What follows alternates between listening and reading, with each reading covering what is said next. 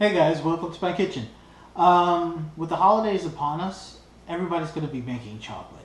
You know, Halloween's coming, Thanksgiving, and Christmas. And we love chocolate. So I decided to create a mold with a silicone putty that's food safe from Smooth On. It's called Equinox 40. And one of the reasons I decided to do this is because I got a gift a few weeks ago from a friend who gave me a gallon set. Awesome. I don't need this much, but hey, you don't look a gift horse in the mouth, and you make the best of what you have.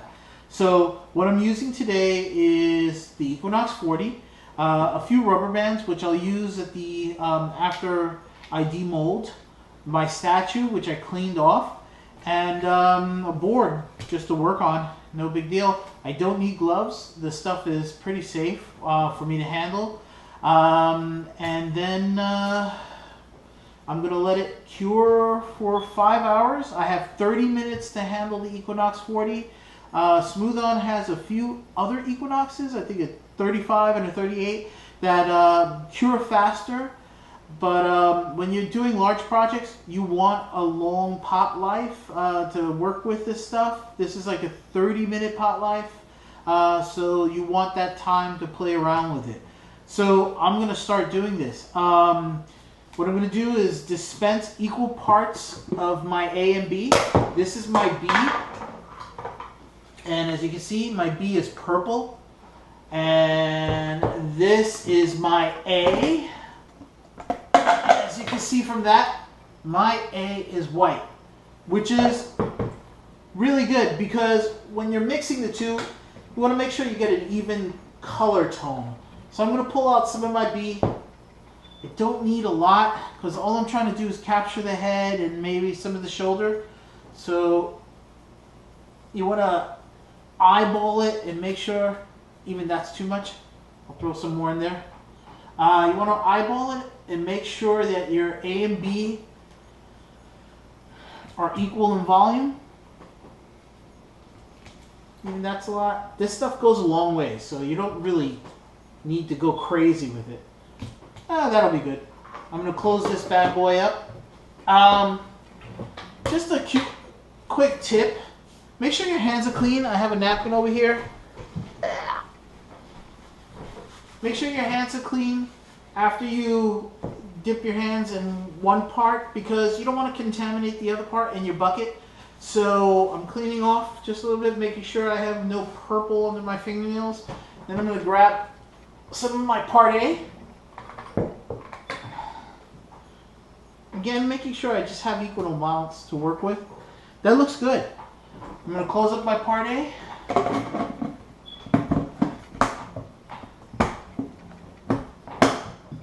And I'm going to mix.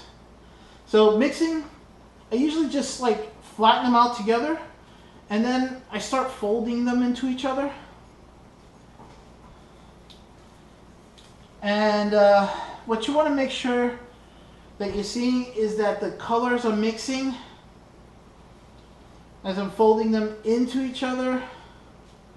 If you look here, you see that you have like some lines of white and some lines of purple. This is not what you want. What's great about having two different colors is that once they're evenly mixed, you know you're ready to go. So I'm going to continue mixing this. Okay, and that's what we want. If you take a look at that beautiful piece of putty, everything is even. So now I know that my stuff is mixed.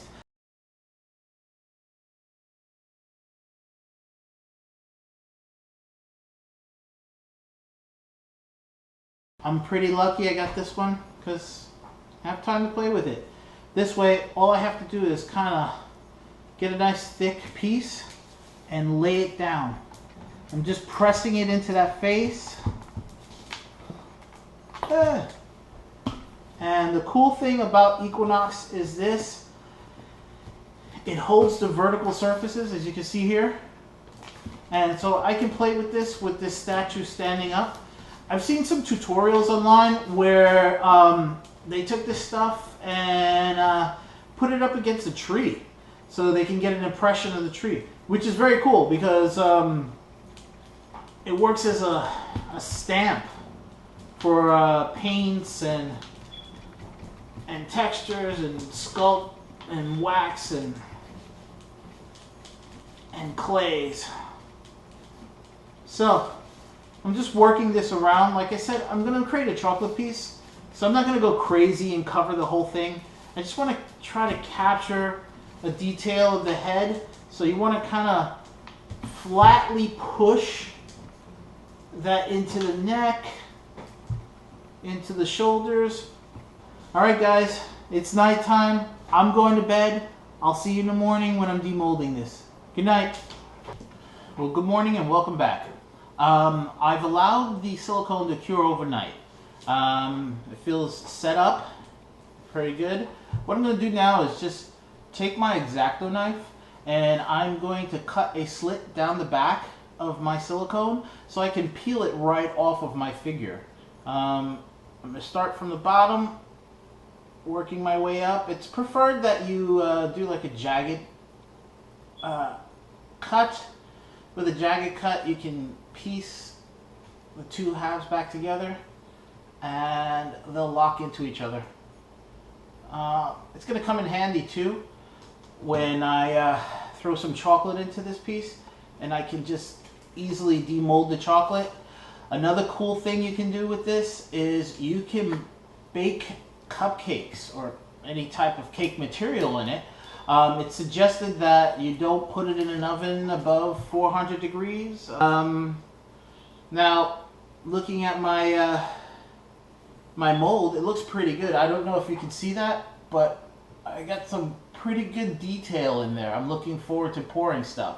So what I'm going to do now is I'm going to take this to a designated hot box. Unfortunately, I can't take you guys with me, but trust me, I'll be back later this afternoon. I'm going to let it sit in a hot box for about 4 hours at 212 degrees. That'll seep out all of the chemicals that are in the silicone and make it food safe. After I do that, I'm going to throw it in the dishwasher, clean it off, and then we'll be ready to pour some chocolate into it. All right? I'll see you later. Well, welcome back. We have our Equinox 40 silicone, which has been post-cured in an oven at 212 degrees for 4 hours. I also threw it in my dishwasher to clean it out, and it's ready to go. We have our rubber bands from before, which I told you I was going to show you how this works, how to use them. And we have new players in the game. We have a jar, which is going to work as a stable prop, so I can just place my silicone in there, and with the rubber band, of course, so as to close up my fissure. You can use anything from a dollar store, any cup that will hold your silicone in place, and that'll work. Last but not least, the new player in the game, chocolate. Ah, I love chocolate. I just melted some bitter chocolate, unsweetened, with some coconut oil, honey, as well as vanilla extract, keeping it healthy as well. Well, as healthy as possible, but as possible with chocolate. So what we're going to do now is we're going to take our rubber bands and we're going to wrap one around the bottom, another one around the neck, and I think that may be enough, but just for safety's sake, so we don't have any drippage, maybe run around the base of the shoulders, which really doesn't fall in place. That's fine. Alright, we're going to put it in our jar. As I said, our jar is just a stabilizer for the piece. And then we are going to pour. I suggest treating this like resin. We're just going to get a small stream at first.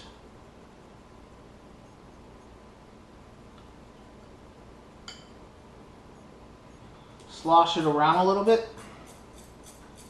Break that surface tension in your mold. And continue to pour. And right on. beautiful. Whew, I'm making a mess. Okay. And it's yummy. Alright, what I'm going to do now is I'm going to throw this in the refrigerator for a couple of hours, and then we're going to demold. And then we're going to be able to taste this wonderful chocolate. Alright, after a few hours in the refrigerator, let's do the big reveal. We'll take off our rubber bands and slowly peel away our mold.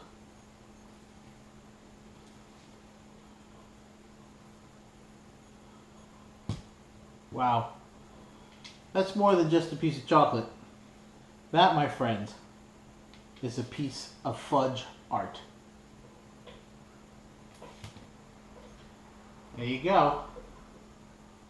Here's the original, and here's the piece. Well, enjoy working with this stuff. If you have any other questions,